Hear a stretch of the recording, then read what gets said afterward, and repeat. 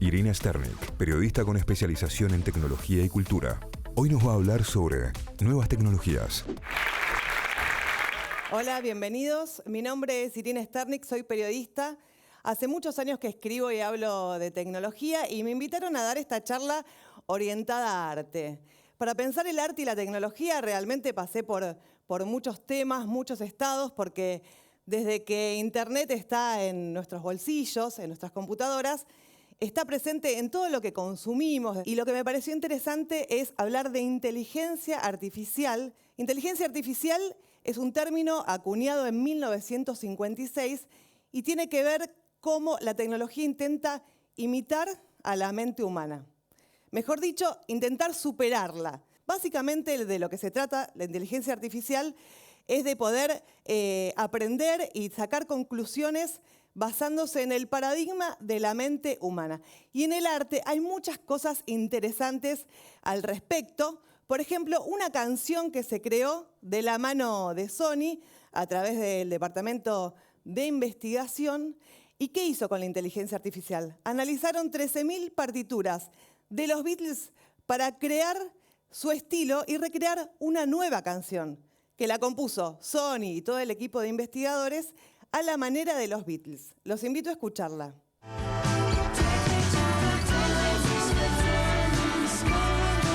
Esta canción se llama Daddy's Car y fue compuesta, como les decía, teniendo en cuenta todo el análisis de estas 13.000 partituras de los Beatles con una herramienta que se llama Flow Machine.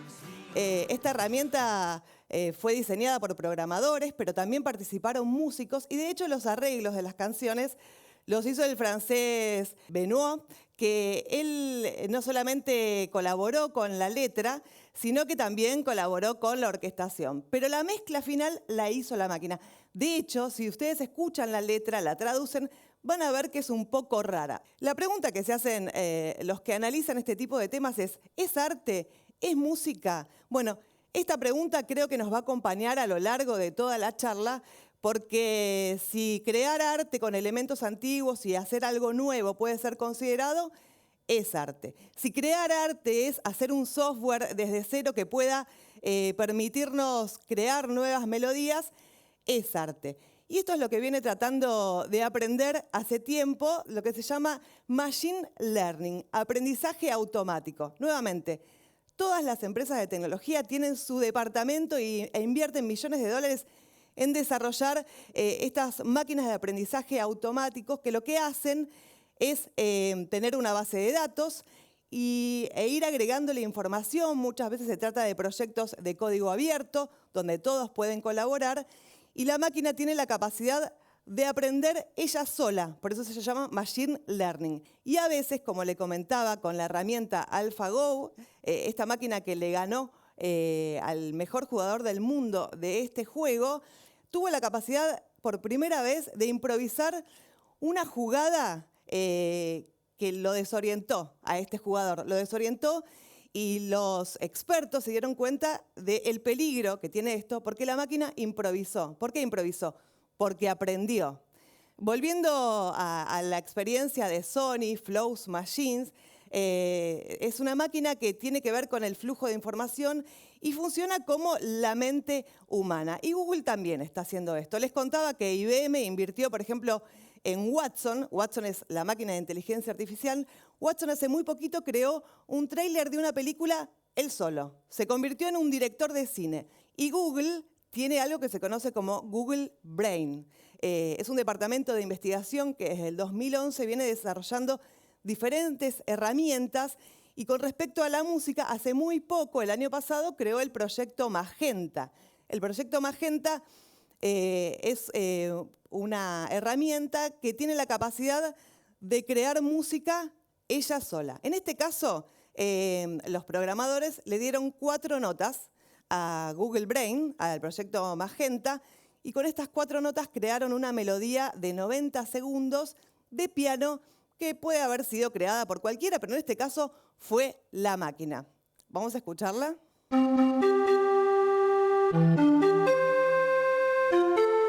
Pero el arte se disfruta mucho más cuando estamos acostumbrados a disfrutar algo que ya conocemos. Por ejemplo, la realidad.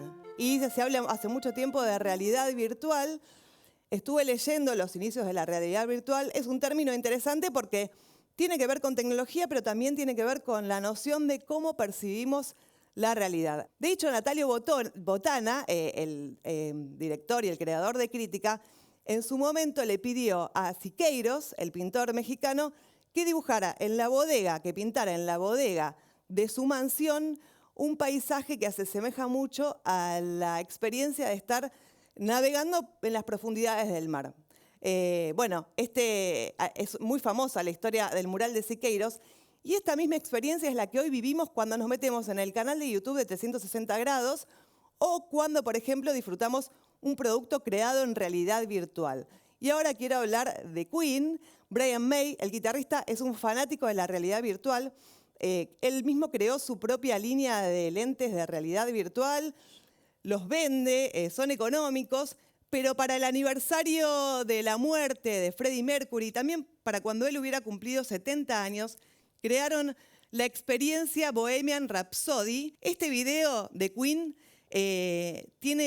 fue realizado con muchísima tecnología, no solamente en 3D, los bailarines cuando se mueven fueron todos mapeados y el sonido es envolvente. Cuando uno se pone los cascos de realidad virtual, puede ver una obra de arte realmente. Fue hecha no por una máquina, sino por artistas. La experiencia tecnológica está muy bien hecha. Colaboró Google para hacerla y colaboraron también diferentes estudios de diseños y universidades. Y con respecto a las experiencias interactivas, la literatura también hace mucho que viene experimentando con la realidad virtual. Por ejemplo, cuando yo era chica vi un libro que se llamaba Elige tu propia aventura. También es otra manera de ver la realidad o de tener un viaje paralelo. Bueno, hubo una empresa que hace algunos años creó el libro The Silent Story, la historia en silencio. Es una novela policial y es calificada como la golosina de los fanáticos de los policiales de intriga. El libro se puede comprar en ebook y tener una lectura lineal, como cualquier otra novela policial, pero lo que tiene de interesante, y de hecho ganó muchos premios, es que tiene una aplicación que te permite convertirte en investigador de campo con la ayuda de tu GPS. Este libro tiene, sobre todo en Estados Unidos, diferentes puntos donde vos podés ir a encontrar más información y no solamente encontrar más información, sino aportar vos datos de campos. El problema de esta historia, que está muy bien pensada, es que como la experiencia de Bohemian Rhapsody, en el tiempo se va apagando. Todas estas experiencias revolucionarias realmente no revolucionan, se quedan en la idea, son una buena historia para contar, pero no perduran en el tiempo. Y ahora vamos a hablar un poco de pintura. Nuevamente volvemos a Google. Hace poco creó esta herramienta que se llama Google Paintbrush. Y qué genial. Ellos dicen que podés convertir a tu habitación en un lienzo y que tu paleta de colores es la imaginación. Es una lente de realidad virtual con un pincel como el que se usaba en el Kinect de Microsoft, que te permite hacer pintura, escultura, creaciones, obras de arte de realidad virtual, lo que se te ocurra. Para desarrollarlo trabajó con un equipo de muchísimos artistas en todo el mundo. En realidad, en este caso no es solo Google, sino son todas las universidades que forman parte de este tipo de experiencias para ver a dónde se puede llegar. Hay muchas exposiciones en el mundo que tienen, o museos clásicos que tienen pabellones para experimentar la realidad virtual. La tecnología lo que quiere es analizar qué es lo que puede hacer con toda la información que tenemos y ver qué se puede crear. El proyecto que más me gustó es el proyecto Rembrandt. Se llama The Next Rembrandt y tiene que ver con lo que hicieron los holandeses de este genio de la pintura para comprobar en principio la veracidad de las obras, porque había muchas obras que no podían comprobar si eran verídicas o no. Finalmente determinaron que 360 cuadros fueron el total de los que pintó Rembrandt y hace muy poquito crearon el proyecto de Next Rembrandt. El proyecto en sí, para determinar la veracidad de las pinturas, le llevó 46 años al gobierno holandés y muchísimo dinero. The Next Rembrandt es otra experiencia que lo que hicieron fue diseminar y analizar las pinturas, dividirlo en una cantidad inmensa de datos, 170.000 datos, para analizar cada uno de los trazos y crear esta pintura que tiene 148 millones de píxeles. Cada uno de los píxeles fue creado con esta información de los fragmentos de los cuadros que se analizaron. Se analizaron todos los datos. ¿Para dónde mira este señor? Este señor no existe, pero simula a los que pintaba Rembrandt, a los retratos que pintaba Rembrandt en su momento, las facciones, la vestimenta, que mira para la derecha, y crearon esta pintura y cada uno de los píxeles es un trazo de un auténtico Rembrandt. La computadora y todos los que participaron en este genial proyecto fueron los que crearon, digamos, el cuadro 341 de Rembrandt. Y la pregunta que se hacen, ¿es un auténtico Rembrandt? Sí, la única diferencia con el real es que no lo pintó Rembrandt. ¿Se puede decir que es una obra de arte? Bueno, esta es otra discusión que se da en el mundo. Realmente lo que dicen es que la tecnología puede imitar a la realidad, puede imitar el paradigma del pensamiento humano, puede tener toda la información de Rembrandt. Para poder haber hecho esto, primero tuvo que existir Rembrandt y su genio. Por otro lado, lo que no hace la inteligencia artificial hoy por hoy es aprender de los errores. Aprende, se mejora, y lo que hacen los humanos y sobre todo los artistas es aprender con los errores, es equivocarse, es tener experiencias, es percibir, es tener un concepto. Eso todavía la tecnología, la computación, la inteligencia artificial no lo puede hacer. Y lo que está sucediendo ahora es que hay muchas empresas que están haciendo esto mismo con cuadros de Van Gogh, de Frida Kahlo, para darle a los artistas la posibilidad de tener herramientas de autor. Y así como, por ejemplo, le podemos echar a una comida humo líquido, ¿no? Y darle a un guiso de lentejas un sabor ahumado, bueno, los artistas tienen la posibilidad de hacer un cuadro a lo Frida Kahlo o hacer una canción con el sonido que usaban los Beatles en su primer disco. Esto es lo que está aportando la tecnología al arte. No sabemos si es arte o no. Realmente el que tiene la última palabra es el público. Y me quiero despedir de este recorrido por la inteligencia artificial. En el caso del arte, siempre es bienvenido la inversión en investigación, desarrollo, como lo hizo Sony con la canción de los Beatles y como lo hizo Sony con esta canción de jazz, que tomó también partituras y conceptos musicales de Duke Ellington, Gershwin y Cole Porter, y creó una nueva canción de jazz que se llama Mr. Shadow. Y si están distraídos tomando una copa en un bar y escuchan esta canción, realmente no se van a dar cuenta que se trata de una melodía creada absolutamente por inteligencia artificial. Si prestan atención a la letra no tiene mucha coherencia. No llegó a ese punto. Pero estamos en el año 2017. Creo que en 10 años más esto va a ser impresionante, que nada de lo que comenté en esta charla va a estar disponible para que lo veamos, porque ese es el problema de conservar supuestamente las tecnologías revolucionarias que quedan en un cajón, como los disquetes, que hoy no los podemos leer, o sin ir más lejos, los CDs, que no duraron nada y que hoy si los metemos en algún reproductor están rayados. Y sin embargo podemos seguir leyendo los libros que se imprimieron en el siglo pasado o restaurando los murales de la antigua Roma. Muchas gracias.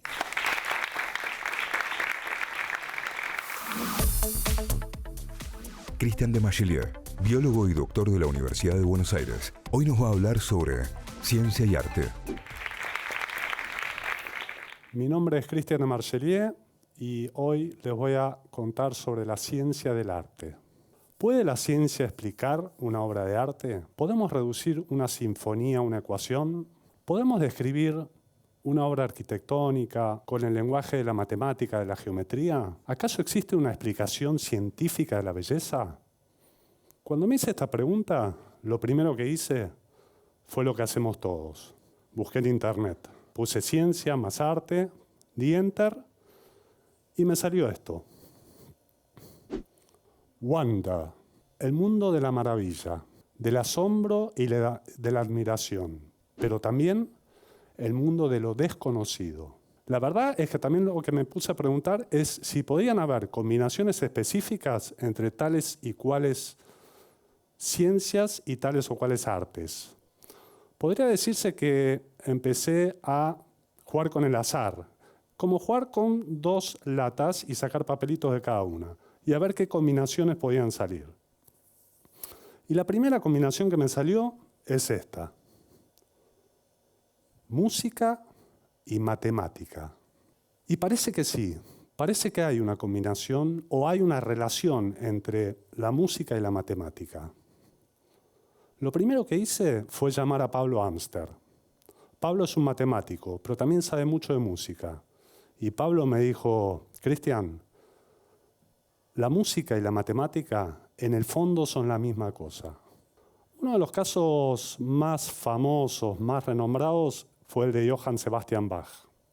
Bach utilizaba los palíndromos en sus composiciones. Es una secuencia que se puede leer igual de adelante que de adelante para atrás. Es una estructura simétrica, geométrica. El caso más famoso de palíndromos de Johann Sebastian Bach fue el Canon del Cangrejo.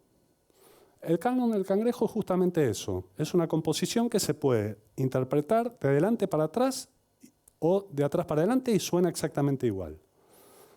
Ahora yo me pregunto, ¿no? ¿Será la geometría la responsable de la belleza de esta obra? Seguí pensando en matemática y dije, bueno, la matemática tiene ecuaciones, ¿no? Ecuaciones diferenciales, integrales, derivadas. ¿Será que estas estructuras también se usan en la música? Bueno, la realidad es que no encontré una sinfonía diferencial, por decirlo de alguna forma, ¿no? Pero sí encontré a muchos otros músicos que en la actualidad también usan en sus composiciones, usan de alguna forma la matemática, ¿no? Un caso bastante interesante es el de Brian Eno. Este es un músico contemporáneo que usa el minimalismo en sus composiciones y se lo considera como el padre de la música ambient. ¿Pero qué es el minimalismo en la música? Bueno, es algo así como usar la menor cantidad de notas en un periodo de tiempo determinado. Algo así como una ecuación que tiende a cero. Pero el minimalismo en realidad no lo inventó, por decir de alguna forma, Brian Eno, sino que ya provenía de Philip Glass. Philip Glass es un músico francés que también utiliza la circularidad en sus composiciones. Algo así como una repetitividad en las melodías, en el cual la melodía siempre empieza y termina en el mismo lugar, en el mismo punto. Empieza acá, circula, vuelve al punto inicial. Un círculo. Pi por radio al cuadrado. Geometría pura. Pero bueno, para mí el caso más sorprendente es el de Iannis Xenakis. Xenakis era un músico griego y utilizaba para componer lo que se conocen como los procesos estocásticos. Este es un concepto que viene de la estadística, que es una parte de la matemática, y habla sobre la distribución azarosa de los elementos, de los números, de las palabras dentro de un espacio, dentro de un grupo. Parece que Xenakis utilizaba, o digamos, de alguna forma podríamos decir que iba soltando las notas en forma azarosa, las iba tirando dentro del pentagrama, a ver si en el tiempo iba resultando algún tipo de melodía interesante. A lo largo del tiempo, esta distribución va tomando una lógica. Y esta lógica, en estadística, se llama distribución normal. Es una campana gaussiana. Entonces, básicamente, Xenakis lo que hacía era usar estadística para componer música? Parece que sí, ¿no? Parece que hay un poco de ciencia en el arte. Volví a las latas. Saqué 2 papelitos más. Y miren lo que salió. Artes plásticas y física. Ustedes saben que a principios del siglo XX una de las escuelas artísticas más famosas fue el cubismo, ¿no? Y uno generalmente relaciona el cubismo con Picasso. Pero sin embargo, uno de los verdaderos fundadores de esta escuela y uno de los que sentaron las bases teóricas fue el francés Jean Metzinger. Uno de los principios teóricos del cubismo se dice que es que una imagen puede tener o debería tener 2 o más puntos de vista. Algo así como, si miramos esta pintura desde acá, vamos a ver una imagen. Pero si la miramos desde el otro ángulo, vamos a ver una imagen un poco diferente. Ahora, ¿qué tiene que ver esto con la física? ¿No? Digo yo. O se preguntarán ustedes, porque yo me pregunté eso al principio. Bueno, porque ahora lo que voy a empezar a hablar es de mecánica cuántica. Uno de los padres de la mecánica cuántica fue el danés Niels Bohr. Bohr dicen que tenía cierto contacto con Metzinger, pero que además en su despacho tenía justamente esta pintura del artista francés. Ahora bien, ¿qué es la mecánica cuántica? Bueno, básicamente, y en forma muy general, es la parte de la física que se dedica a estudiar e investigar el universo a escalas muy pequeñas, el átomo y las partículas subatómicas. ¿Y cuál es uno de los principios básicos de la mecánica cuántica? Bueno, dice que si nosotros observamos una partícula subatómica desde un punto de vista, vamos a verla en determinado estado. Pero si la miramos desde otro lado, la vamos a ver en otro estado. Todo en forma simultánea. Algo así como que una partícula puede tener 2 o más estados en forma simultánea. Pero acá yo me pregunto, ¿no suena bastante parecido al cubismo esto? ¿No será que el cubismo sentó las bases teóricas, sentó un modelo para ver las cosas y después la mecánica cuántica tomó prestado ese modelo para explicar el átomo? Miren, unos años más tarde, el físico argentino Alberto Rojo, en su libro titulado Borges y la mecánica cuántica, habla sobre un cuento de Borges. El cuento se llama El jardín de los senderos que se bifurcan. En este cuento, el protagonista tiene una suerte de 2 vidas paralelas. Está en 2 lugares a la vez, le pasan 2 cosas en forma simultánea y está incluso hasta en épocas diferentes, vive en épocas diferentes. O sea, tiene 2 estados en forma simultánea. Claro, Rojo era físico. Cuando leyó este cuento dijo, mecánica cuántica es esto. Y tuvo la suerte de hablar con Borges y de conocerlo. Y le preguntó. Y le dijo, usted Borges cuando escribió El jardín de los senderos que se bifurcan, estaba pensando en mecánica cuántica, ¿no? Y dicen que Borges le dijo, yo de física no sé nada, pero ¿no parece que todos están hablando más o menos de lo mismo? Todos dicen que una escena, una partícula subatómica o un personaje en un cuento pueden vivir o estar en 2 estados en forma simultánea, en 2 o más estados en forma simultánea. ¿Será esto un signo de los tiempos? ¿O será que a veces las artes y las ciencias caminan de la mano? Ya me estaba empezando a copar, ya me estaba interesando bastante el tema y quise seguir explorando. Pero esta vez no volví al azar, no volví a las latas, a los papelitos. Para los que no saben, yo soy biólogo y quería saber qué pasaba con las ciencias de la vida y las artes, con la biología y el arte en general. Quería saber qué pasaba con esta combinación. Y lo primero que pensé, o lo primero que me vino a la mente, es la neurociencia.